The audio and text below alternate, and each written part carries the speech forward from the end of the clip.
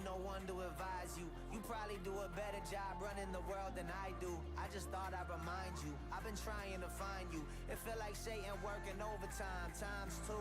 They say if it doesn't kill you, that refines you. But I'm trying to live, and that's bigger than survival. It's been a long night, it's been a long fight. So just remind me now, everything will be alright.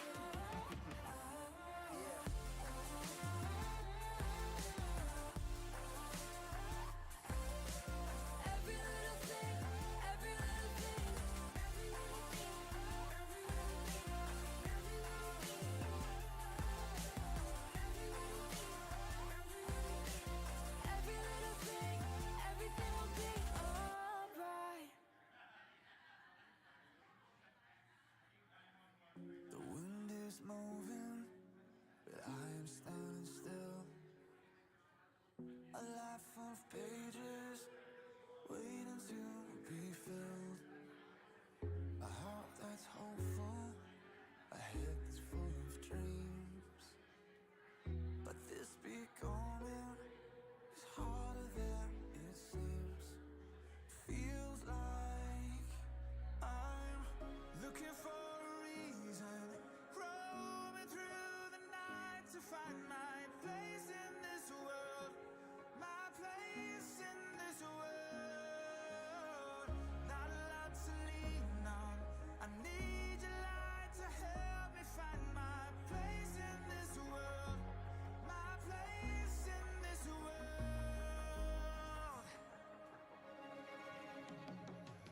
If there are millions down on their knees among the many, can you still hear me? Hear me asking, where do I belong? Is there a vision that I can call my own? Show me, I'm looking for a reason. G5 leadership, are we ready? Yeah. Well, happy June.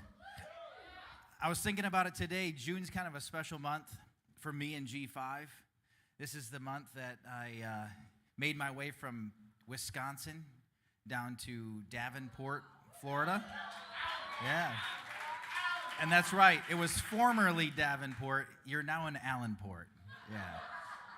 And that's for Brian Mitchell because he said it was Bryanport.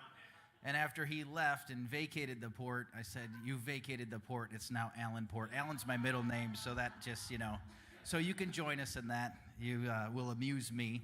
So anyways, my name is Josh. I'm a servant leader here at G5. And we're honored tonight that you're here for this incredible night of leadership. As always, this is going out on YouTube.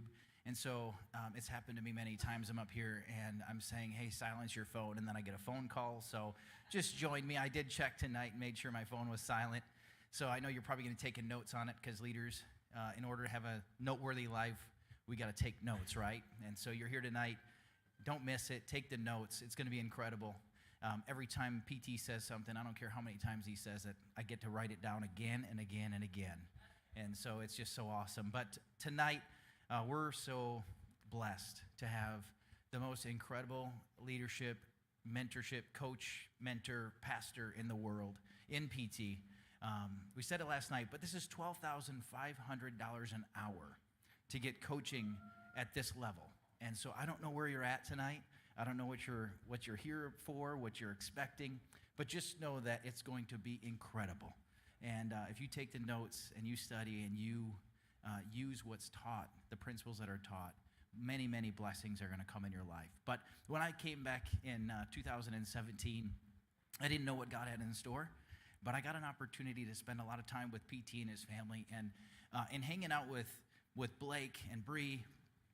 Blake would often talk about going to the mall and going and looking at cars and going and doing these things, and I got to tell you, it was foreign. I don't know how many of you have ever went to a car dealership for a vehicle that you couldn't even pay to look at, but somebody said, oh, let's open that up. And I watched Blake and Tim and just how they would dream build with people, and I went, oh my goodness, this is so different. And if you're in the room tonight and you've never done that, It's okay. I hadn't done it either. But this young man who's way years in knowledge and wisdom beyond his age, he taught me so much in those moments of just walking through the mall and looking at watches and looking at clothes and looking at vehicles. And it's not about all of that. I promise you that. It's way more than that. But it began to get me to dream and to encourage myself, actually, to go out and step out and do something really awesome and really great. So you're in a room tonight where these guys believe in you. They love you more than you can imagine. They're going to help. They're going to walk with you. And he's a dreamer. His father's a dreamer. But tonight, I get to bring up my brother, Mr. Blake Goad. Check. What's up? Can you all hear me? I love how we have glass. Am I that blind already at 28? I can't look through those. Okay. But y'all ready for leadership tonight? It's going to be awesome. I was sitting over listening to Josh talking about how for my dad to speak at a thing for an hour is $12,500. Since I'm half his height, I think I should be half the price. It's just, y'all get that later. But we're so excited to be here tonight, guys. Of course, I got to kick it off with a joke. Y'all know I love to have fun around here at G5. We got to have fun because how many know fun is a love language at G5? But this joke is for you, Keith and Greg. This is for y'all. I brought this one out just for you, okay? Keith is like, oh, no, I'm nervous. And so is Greg. Greg is, you both are like, oh, my gosh, what is he going to say? So there's Tiger Woods, Jesus, and this older man. All three are going golfing, okay? And in the golf course, there's 4 guys. So Tiger Woods hits off and hits an amazing drive 300 yards down the fairway. And the golf pro goes up and hits it 280 yards down the fairway. Beautiful shots. Then Jesus gets up and hits this amazing golf shot and lands right on the green. Right? That's amazing in golf to hit it that far and land it on the green. And so finally this old man gets up, he's walking up and he tees the ball up and he hits it and it flies and it falls in the water. And they're like, oh no, and all of a sudden this fish comes up and grabs it and he's swimming along and this bird comes over and grabs the fish and puts it over the green and squeezes the bird and the bird spits the ball out. The ball trickles down and goes in the hole. And Jesus turns to the guy and goes, Dad, stop showing off. If you don't like that joke, you can blame Harold because he's the one that gave it to me. So you got to love it. But you got to love when you have golfing buddies that you go golfing with and you're halfway through your backswing and he's like, hey, I got a joke for you. I was like, oh, here we go. So it's awesome, guys. But guys, today I'm not going to be too long tonight because I want to bring my dad up. But tonight I want to talk about some keys to spotting potential in people. And no matter what you do in life, no matter where you are, if it's you're finding new friends, if you're finding people to work with, no matter what it is, you have to find potential in people. And so this first point, I love this first point. The first 2 points are great. You're going to love this, okay? So the first point is you have to trust your first impression. Trust your first impression. Now at G5, as you know, my father and mother, my family, we're very aware. One of the values here at G5 is we want our servant leaders to be very aware. And you could be anywhere. Like Josh said, we used to go to the mall, and when we would go to the mall, it used to blow my mind that my dad, and I've learned this from him, but he used to know everybody at the mall. Or no matter where we could be at a restaurant, we could be anywhere, and he knew everybody. But it was being aware of everybody around you, okay? Now, when you're dealing with people, how many of you know sometimes your first impressions could be good? It could be bad. How many of you know if you've had good impressions of people and you've had bad impressions of people? Your first impression of people is so important. And I love this. Don't let where you meet people determine your view of them. Don't let where you meet people determine the view of them. I heard the other day, I don't remember the lady's name, but she was a waitress at Denny's. And she started a makeup company, and 6 years later, one of the big makeup companies bought her company. So don't tell me, no matter where you are, you can't do something to impact the world. Don't tell me you can't do that. Trust your first impressions. We have a friend of ours, he's a pastor, and he was on a boat ride, and this young kid was driving the boat. He was 20 years old, and he's doing this boat ride, and there was something different about this boat ride. He was telling us about this. He goes, this kid driving this boat, there's something so special about this kid. So we went over and talked to him. He said, hey, when you get done with this job over the summer, call me. I want to talk to you. Come to find out, the kid came and they hired him on the spot because the potential they saw in him. Don't tell me where you are, you cannot make an impact. Number 2, this is great. I love this. Number 2 is don't trust your first impressions. Yes, I did just say that. Don't trust your first impressions. I love this. The reason I want to suggest you don't trust your first impressions, but do trust your first impressions, is because sometimes people don't show you everything they have upon your first impression. That's huge. One of the greatest things that you can do to get to know people is ask clarifying questions. Ask questions, but then ask clarifying questions. I agree. But I love this. When you guys are in a meeting, how many of you know you have meetings with people and sometimes they go great, sometimes they go weird, something. How many of you have those moments in life, right? And I love this. It simply says, the presence of nervousness does not mean the absence of potential. When you're in a meeting with somebody, how many know you can kind of see nervousness on somebody pretty quickly? When people are nervous, that sometimes means, not sometimes, 90% of the time means that they want to do it right. People always come up to me, and I've played drums for a long time. I'm not going to say how long, but a long time, over 20 years. And people come up to me every time, and they're like, well, aren't you not nervous now for not drumming for that long? And I'm like, no, I always want to be nervous. And people say, why do you want to be nervous when you're drumming? Because if I wasn't nervous, that means I didn't care. That's huge, because if I didn't care, that means I wouldn't give my best. So I want to ask you this question. In life right now, what is something you're nervous to do because you feel like you're not good at it? And I want to encourage you, in the next week, take one step into doing whatever that is. Get one step closer to whatever that is that you don't feel comfortable doing. Step into it.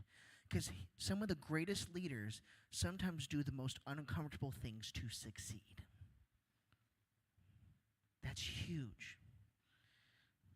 And I want to encourage you, when you're with people one-on-one and you're getting to know people, I want you to ask questions you normally wouldn't ask.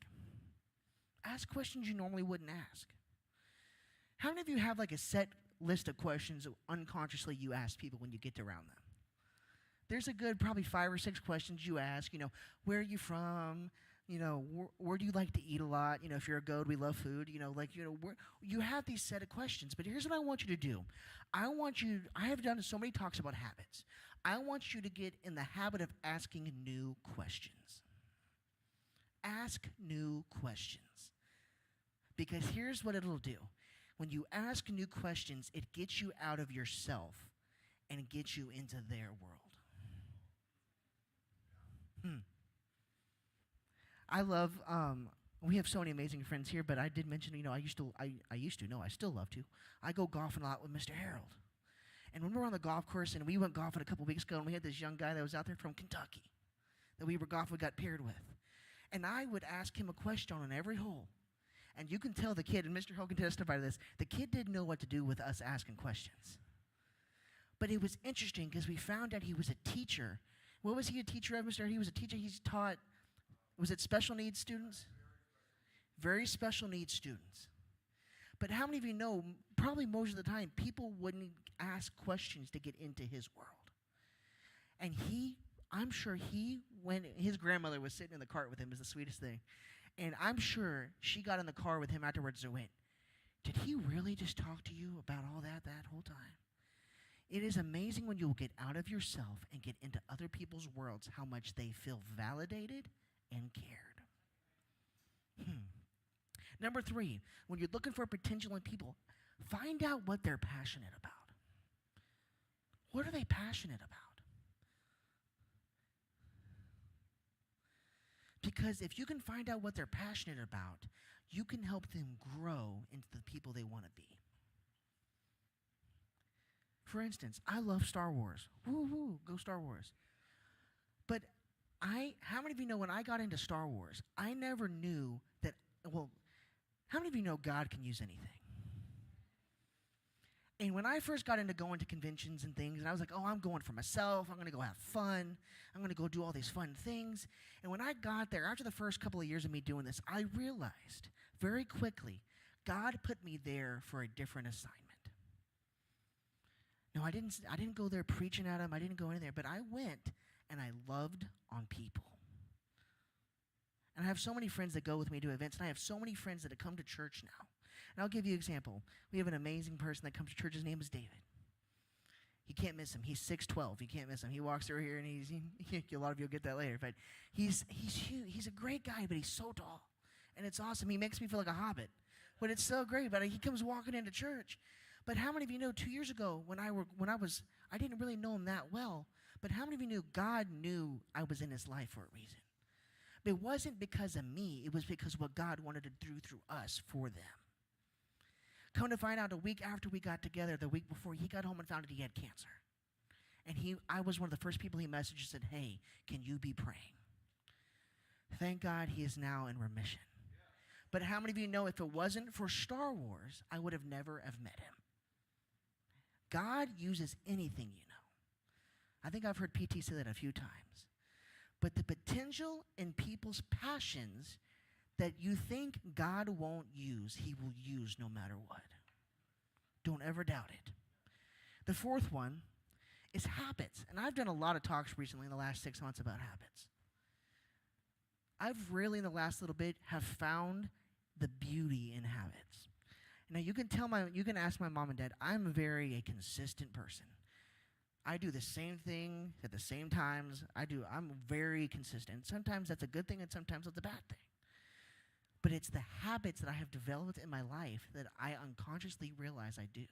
But I want to encourage you, when you're with people, when you're finding the potential in people, I've talked about this before. I want you to do these 3 things when you're finding the potential in people with habits. I want you to ask questions, and I want you to see what questions they ask. What do they ask? What do they listen, read, and watch? And what do you listen, read, and watch? Does it match up? What is their association like? Because these things will determine the potential they have in their life. That's huge.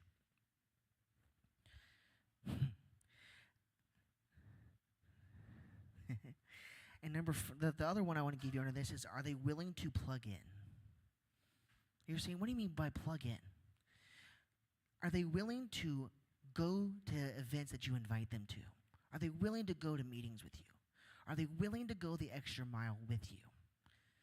Now, you people are thinking, well, this is just great for business, but I want you to apply all this to your friends too. Apply this to your friendships.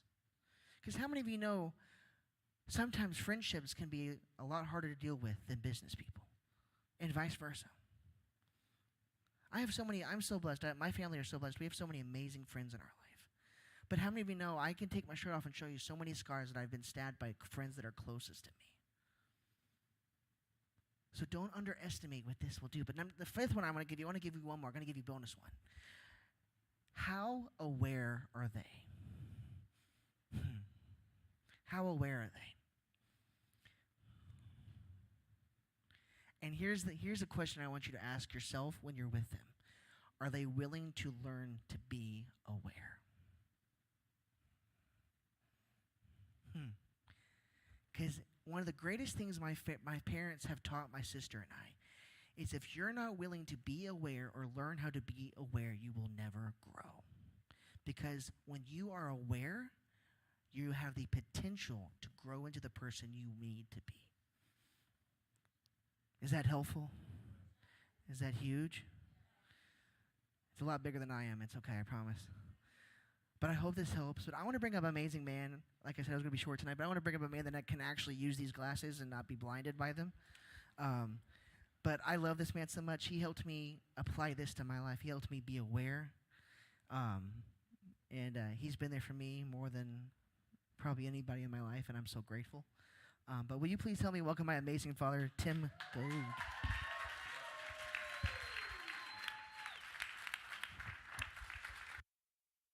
Wow, come on. Let's hear it for Blake. That's just incredible, incredible information. Look at your neighbor and say, you look way better than I thought you would. I just want to let you know that. Yeah, you got your iPhones and iPads and notebooks out ready to take notes. I love it.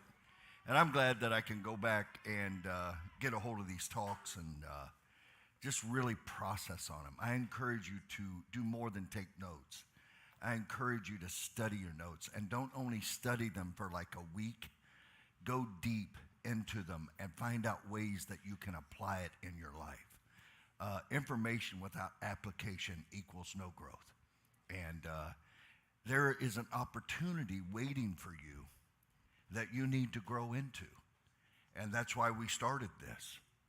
And we want you to continue to grow. I want to speak to you tonight on self-discipline. My greatest leadership challenge is honestly leading me. I'm my biggest problem. Can I just confess that? I don't want to hear any amens, but I just want you to know I am my biggest problems. Thank you, baby, for not weighing in here. Yeah, you see, leading me is a challenge. It's way easier to lead you. It's way easier for me to teach a lesson on how to develop a leader and how to get a leader moving in the right direction, how to create culture. It's easy to lay out those thoughts. It's easy to give those ideas. It's easy to give the steps that you need to take to get into it.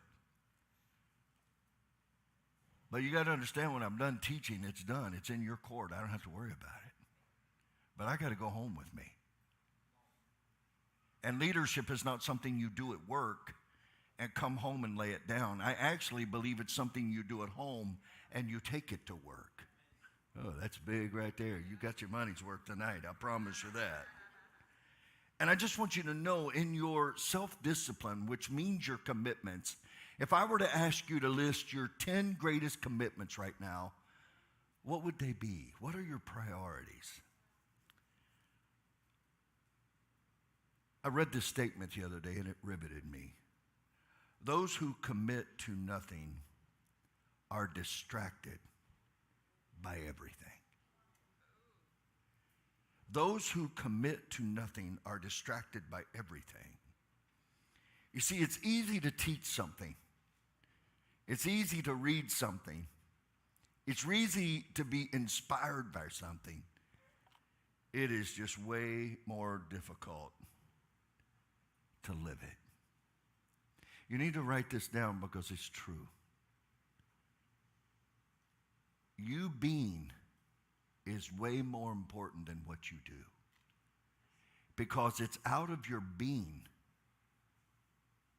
What you are determines what you do and what level you do it at. You're going to struggle in life because you're in a great place of training, whether you realize it or not. And most people get trained here, but they don't grow here. It's easy to be great in a skill and not be great as a person. The challenge you have as a leader, as I have as a leader, and I've been very, very careful who speaks into my life. No, there's a lot of people talking to me. But there's a difference when people talk to me than when they speak into my life. The reason I'm so careful is because you teach what you know, but you reproduce what you are. Self-discipline is just so incredible. When I was about 21 years old, there's a lot of you in the room that age, I was fortunate enough to meet a man named Kevin Roberts. He later discovered a guy named Zig Ziglar, and he started the Speakers Bureau. And he was an amazing guy. He was an attorney, but they sent him to Phoenix to die. But they sent him to Phoenix because the weather was better fit for his lungs. And he lived another 40 years. Matter of fact, he outlived his doctor. That's cool, isn't it? But I remember in the meeting, he looked at me one day and he said, son, I don't want you to ever forget this. And boy, I remember now. He said, I want you to know, you're going to know when you're on the road to success because everything is uphill. Later, Zig Ziglar would say the same thing, and later other leadership leaders have talked about that. But it started with Cavett. I want you to know this because everything that's worthwhile in your life is uphill.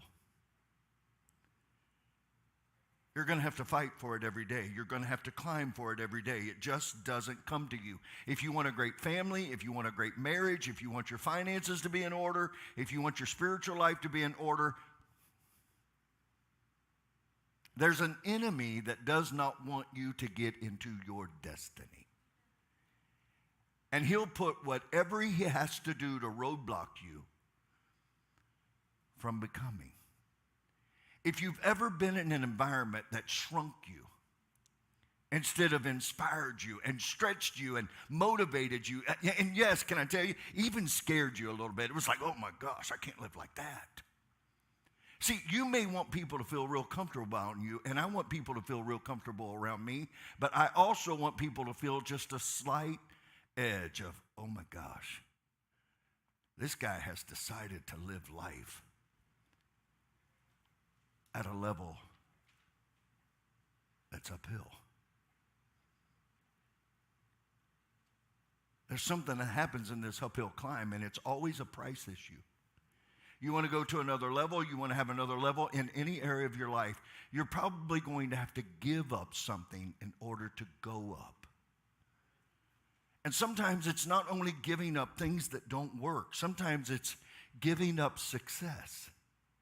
We're growing here so fast that we're having to evaluate every week, every move we make, every move that a volunteer leader does. I want to make sure it's not wasted. We want to be great investment bankers. If you give $1, I want to turn it into 100. Can I get a yeah? That's right, right? And so we are looking at it, and how many of you know that's always that?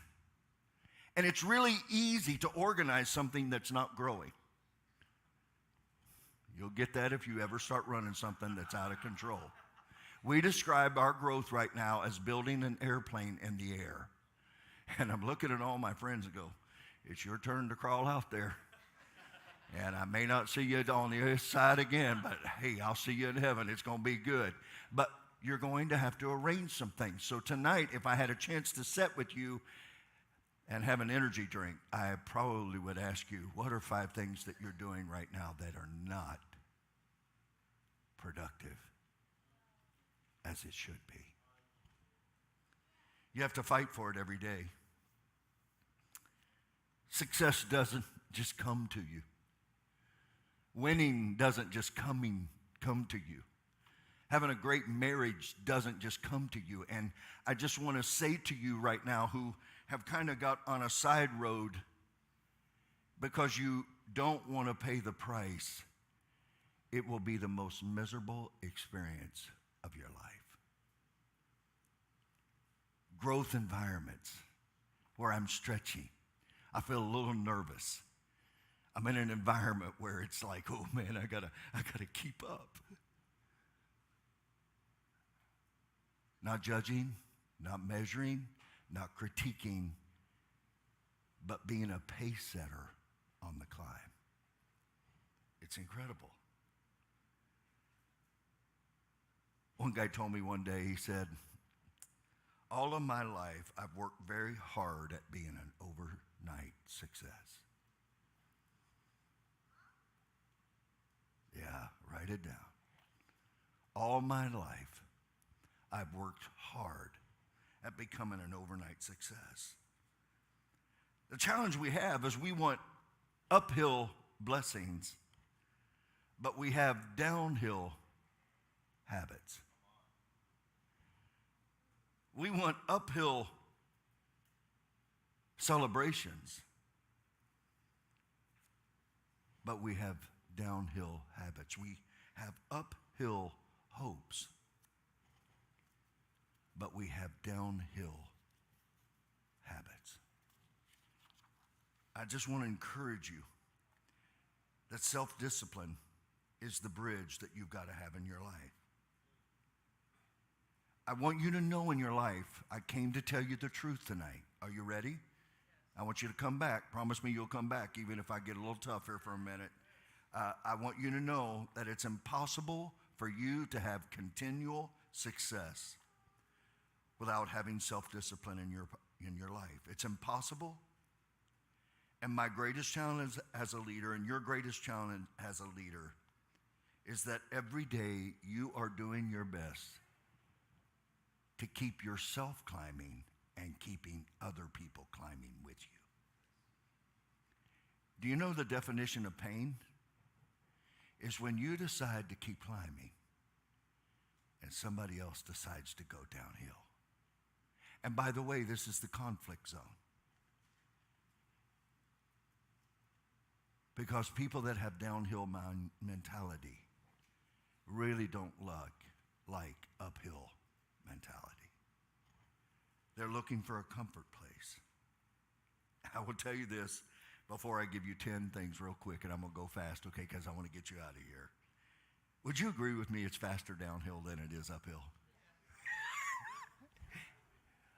I'm amazed as I watch people age up, because you think as you age up, it would get easier.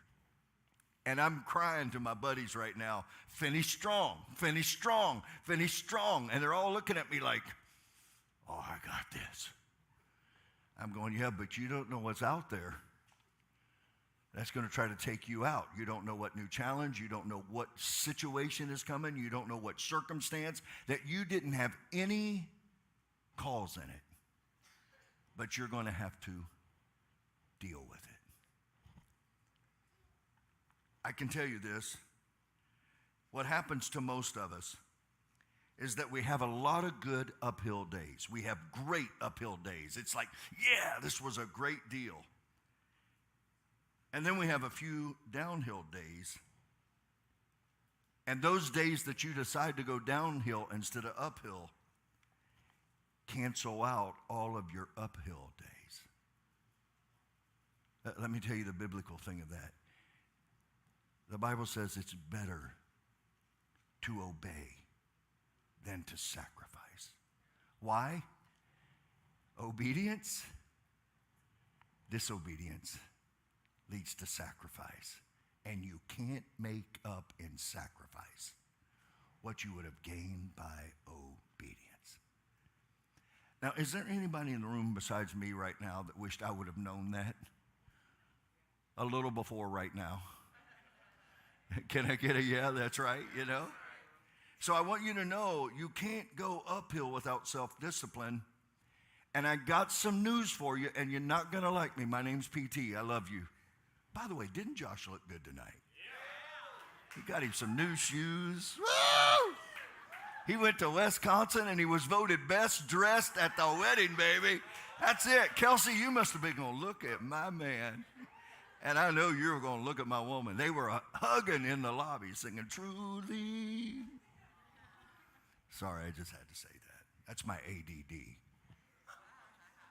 Really what I'm doing is getting you to laugh so you can handle something really hard, okay? So I just wanted to tell you, nobody's going to carry you uphill.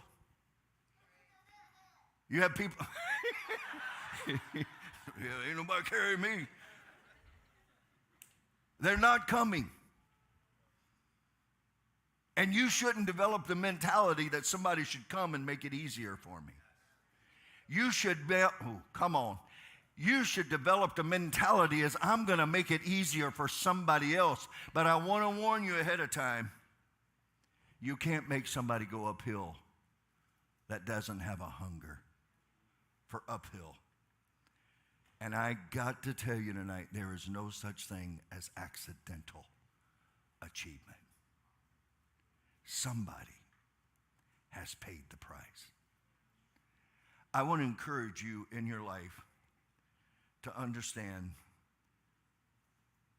that self-discipline is the bridge between good intentions and good actions. I need to say that again for you. Self-discipline is the bridge between good intentions and good actions. Good intentions is on one side of the water. Good action is on the other side of the water. And the bridge is self-discipline. And this is what's so stinking scary. All greatness is birthed in a very private, dark place. Your biggest victories are not won in front of the crowd. They're won when no one is looking and no one is around, and you're still doing what you need to do to stay in shape for uphill. It's amazing. The last year has been tough in our home because Gay has had some health challenges, kidney stones and other things, and it took us out of our routine of running and lifting weights and biking and do everything that we do. And man, I got to tell you, coming back has been a lot of fun. We're having a blast. But there's a lot of days I'm talking to my legs, going, get going, because they feel like I got concrete in them. And then the next day they feel like they have rubber in them. Do you know what I'm talking about? And today, I was riding my bike. I said, baby, I got energy in my legs right now. I just want to let you know that. And how many of you know it takes a while to get the concrete and the rubber out so that you can stay on the uphill climb? But it's worth it. And that bridge is self-discipline. When you tell your body what it's going to do instead of your body telling you what you're going to do. Self-discipline is so different. And it makes the difference between temporary success and sustained success. See, all you young guys in the room, 20 years and younger, young gals, I have no desire to equip you for short-term success. I want you to build success for 3 generations in your life. That's why I ask parents to bring their young people. Don't think I'm going to wait till I get to college and then I'm going to go to work and then I'm going to start my leadership journey. No, your leadership journey starts at 3 years old. Do you realize a child develops its core values at 3 years old? And so you and I get the chance, and you would be amazed what they can learn and what they can do and how they want to achieve and how they want to please and how they want to be a part of it, because they don't want to be left behind. Everybody that I know that didn't pay the price to go uphill finds a crowd who decided not to go. And they don't celebrate, they ruminate. What could it have been? I just want you to know the difference between temporary success and sustained success, because everything is an uphill journey, is you don't get flat land and you don't get downhill land. And you should never build the mentality that I deserve that. You should build the mentality that what this is doing in me is greater than anything that's going on around me. Right now, all of you are becoming something you've never been if you're on the uphill climb. If you're not, you're probably not growing. So the core of success, the core of all success, the principal core of all of it is self-discipline. I have people come to me all the time and go, well, just get me there quicker. Just let me skip all that. I don't need to go through that. You tell me the secrets of what I don't have to do so I can get what somebody else got that did that. They stayed in the fight. It's just not possible. It's not possible because God has to do it first in you before he can do it around you. Are you okay? All right, you ready for number 3? Self-discipline makes habits. And it makes your habits your servant instead of your master. Habits become your servant, not your master. Once you understand that self-discipline, habits begin to serve you instead of you serving it. What new habits are you building into your life right now? In your attitude, in your thinking, in your vision, in your actions, in your words. I'm going to be very transparent with you. When I first got married, I thought I could sit on the couch and my wife would do everything. No, I'm serious. My mom did that for my father, and so I just came into it. I was running 180 nations. I lived on airplanes. I'd come home and flop down, and I was failing miserably in my home because I would sit on the couch and use the channel flipper while she did all the work. And she was so sweet that she did it until one day I woke up and went, gosh, I'm not leading at home.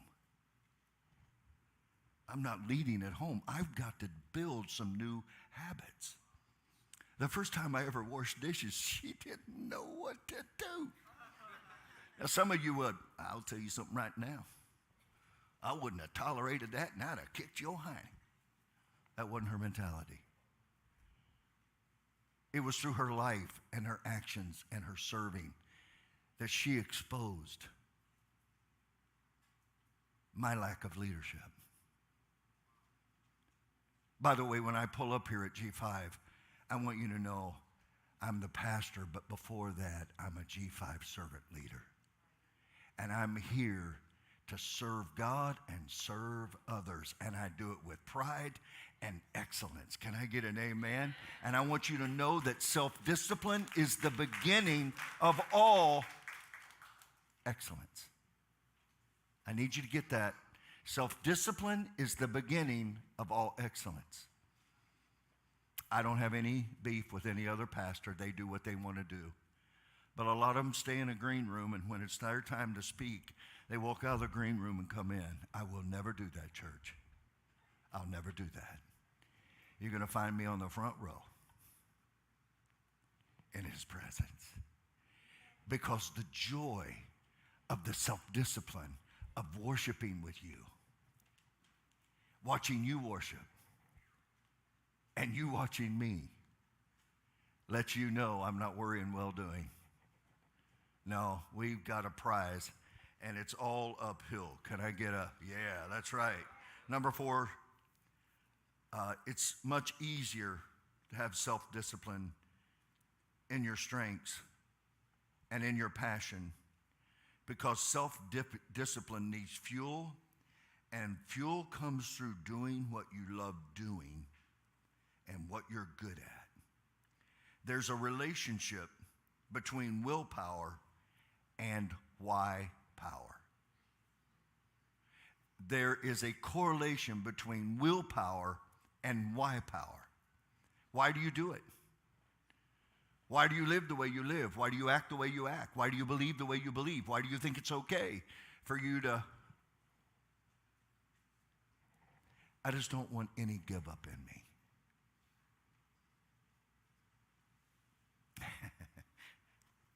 I'm moving quick, okay, but I ask you a question.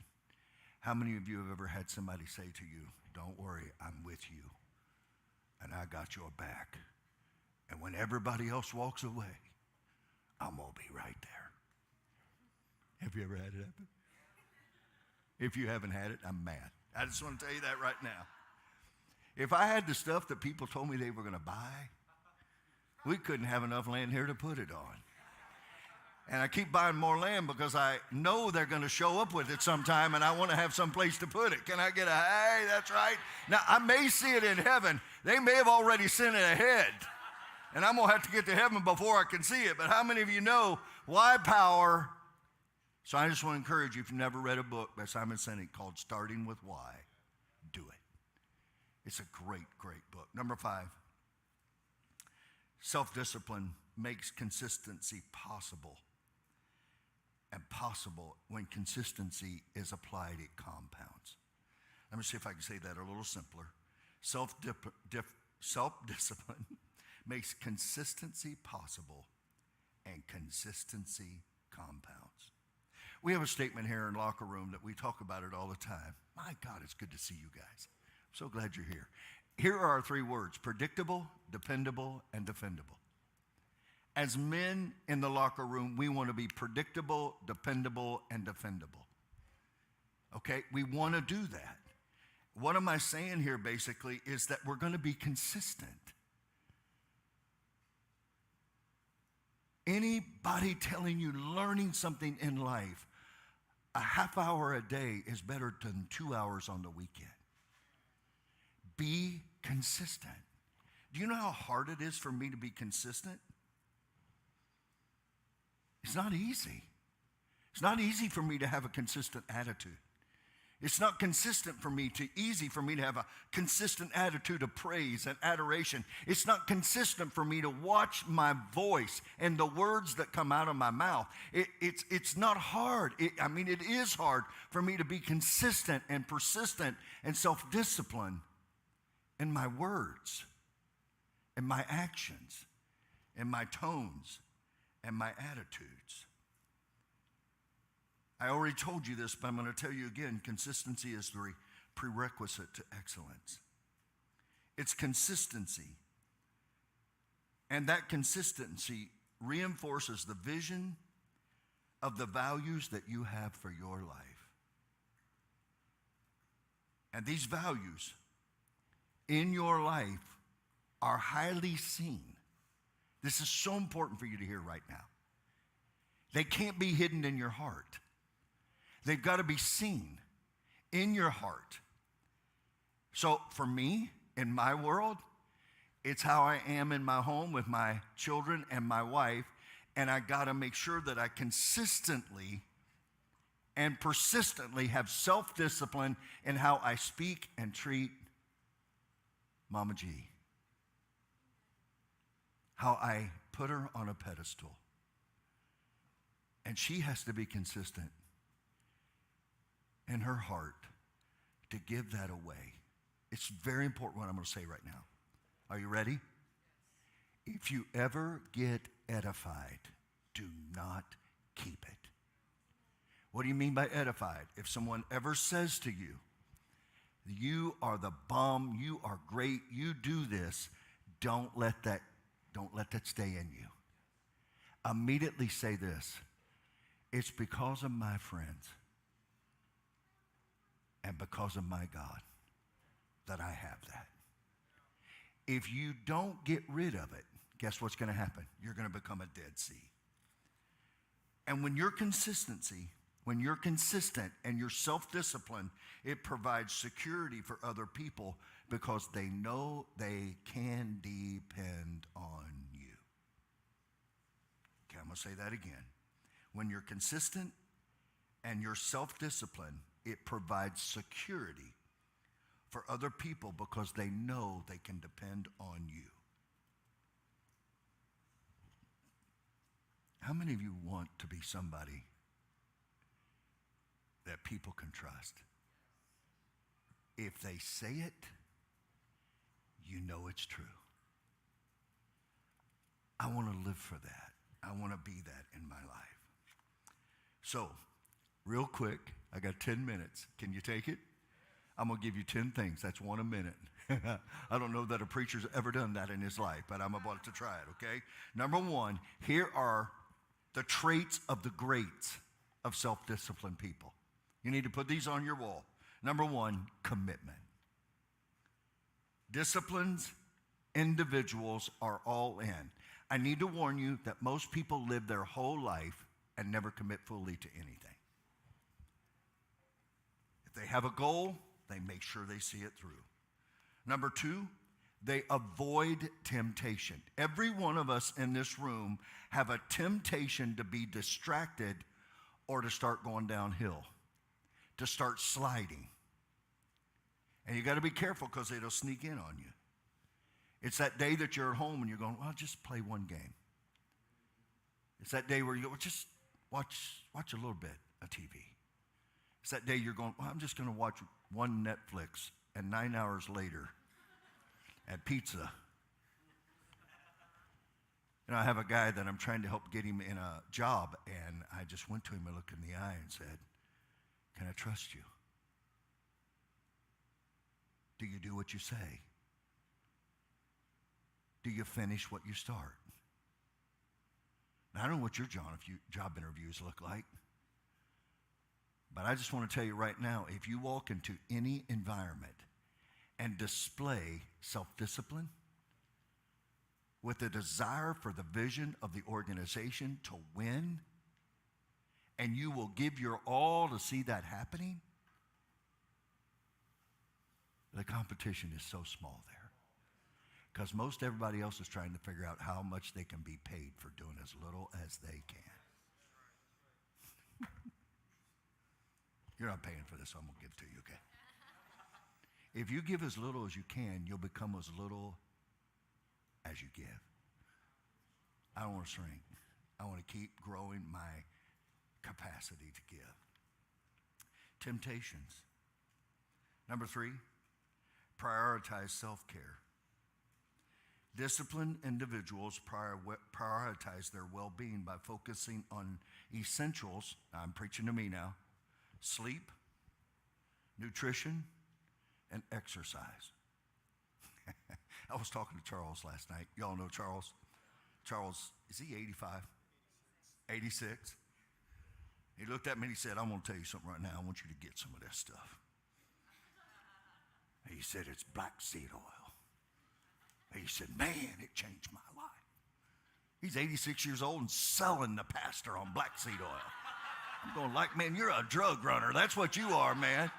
And his little wife, Diva, we call her Diva, she said, he makes the most incredible cocktails. I didn't know for a minute if he was talking about like he was really mixing them up. But thank God she didn't shop. She said, he puts turmeric and ginger. And he goes, oh, Pastor. Last night at 12:30, Mama G ordered black seed oil. And I'm going to start doing ginger and all of this. He had me believing. I don't even have a problem, but he's got me believing. How many of you know if you could sell an answer to somebody that don't have a problem, you're good? Can I get a, yeah, that's right now. He got me bought in on self-care. I think that's why my legs didn't have rubber in them this morning. Connor, he's a big runner. He runs, what do you call them things you run? What is it? No, it's not triathlons. What do you run? Cross country. Man, I couldn't hear you. Today when you got here, I almost said suit up. I'm going to take you around the lake and you're going down. It's going down at the History of G5. You ever have one of those days where you feel you got the strength to do this, but you're already headed that way? You know what I'm talking about? But how many of you know it all begins with attitude? Yeah. Number 4, develop habits. High discipline and self-disciplined people, man, they see the discipline as a life, as a journey from a new habit. And they invest time and effort in building positive routines. I want you to take home, and I want you to put these in your life immediately. Number 5, set boundaries. Leading a disciplined life involves understanding personal limitations, including your personal time. I have the greatest wife in the world. Just let it be known. We were out on our walk, and to be very transparent, it's sacred time with me. Because my wife and I'm a shark and she's a turtle. What that means is I love to talk. Don't say anything, Keith. I love to talk. And when I talk, I can have a problem. And if I start talking about the problem, I can start talking. You don't have to say nothing to me. If I talk long enough, I'll figure it out. She is a turtle. She goes in. But when she walks, she loves to talk. But this morning I had 3 major emergencies. I mean, it was life support.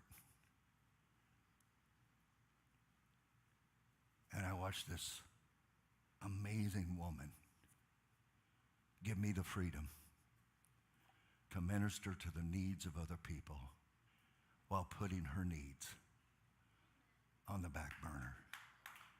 Relationships are so important. Number 6, keep a routine.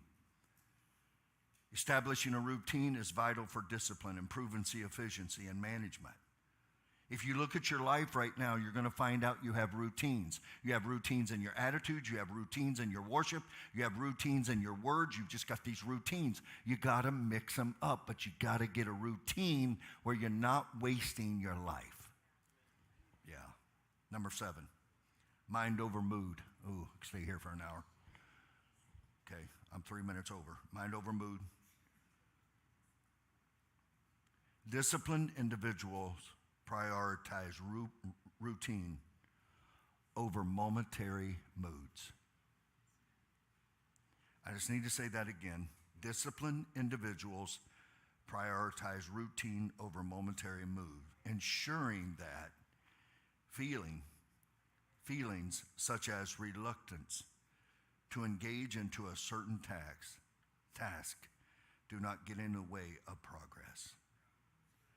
It's what you do. Can I say that in just plain English?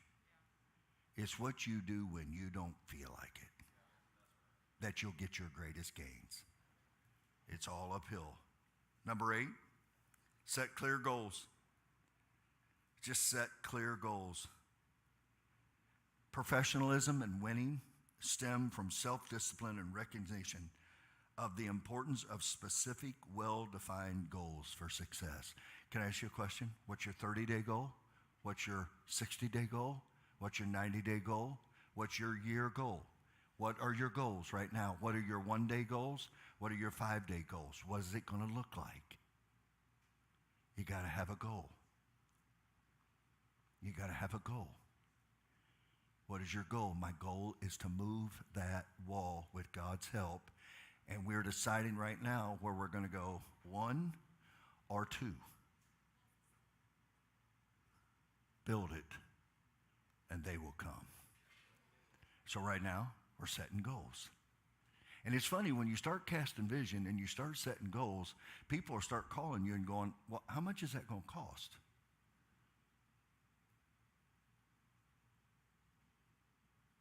If you don't have goals and you don't have a vision, people got no place to buy in to what you offer. They want to see the future. Number 9, be deadline driven.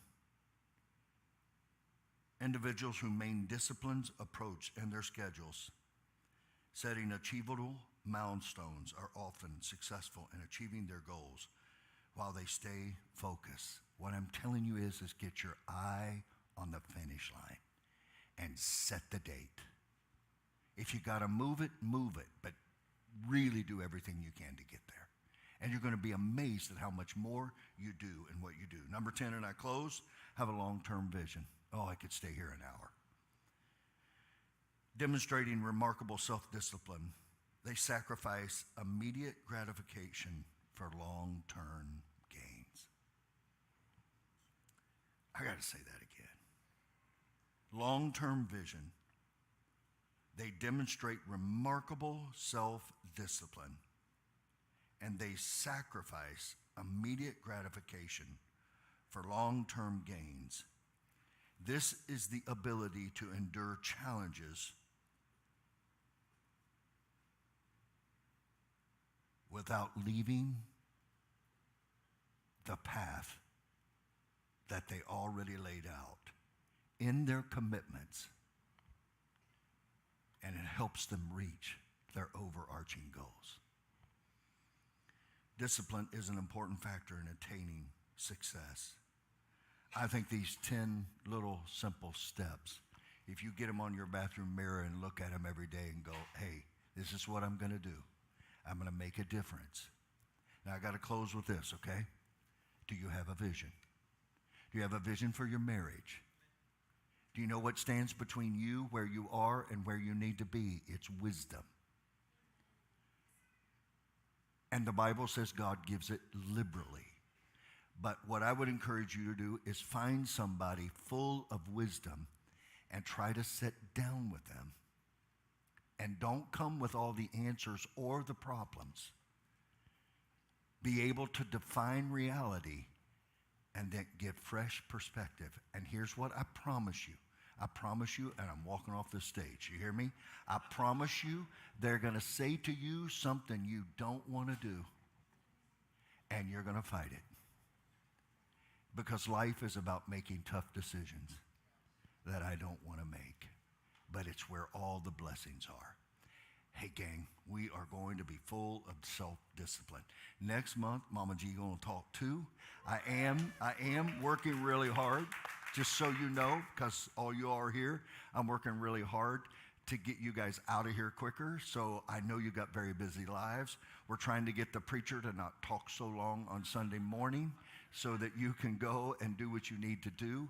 We're also trying to add more and more services. Pray for us. I just encourage you, pray, give, and serve. Are you okay? Did you okay tonight? All right. I love you so much. I'm so proud of you. You have anything you want to say, Mama Z? Okay. I'm going to pray for you, and then we'll be released. I don't know if our daughter's in the room. I love you, Brigo. God, you are just so amazing. Wow. And Blake, great job tonight. Great job tonight. For those of you that are in locker rooms around the country, get ready. I'm going to bring Blake out with me on a tour, and we're going to get close because I want young people. Will you do me a favor? I want you to look around because I want every empty seat to be filled with a teenager who has such potential. I was meeting with Connor before tonight, and I said, do you realize that the guys that run the most massive companies right now, while they were in college, developed the present companies that they run? God will give you an idea to change the world in the most crazy places. Most of the time when you already feel overwhelmed, overworked, and overdone. But this is where the miracles come in. Father, thank you for tonight. Seal this. Thank you for my friends.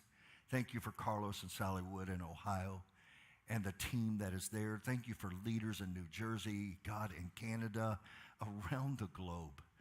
God, we just are so grateful. You're so faithful.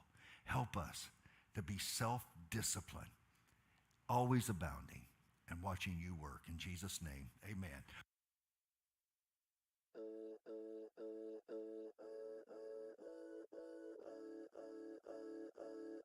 Now I know you're what I needed. I believe you, it's no secret. When it feels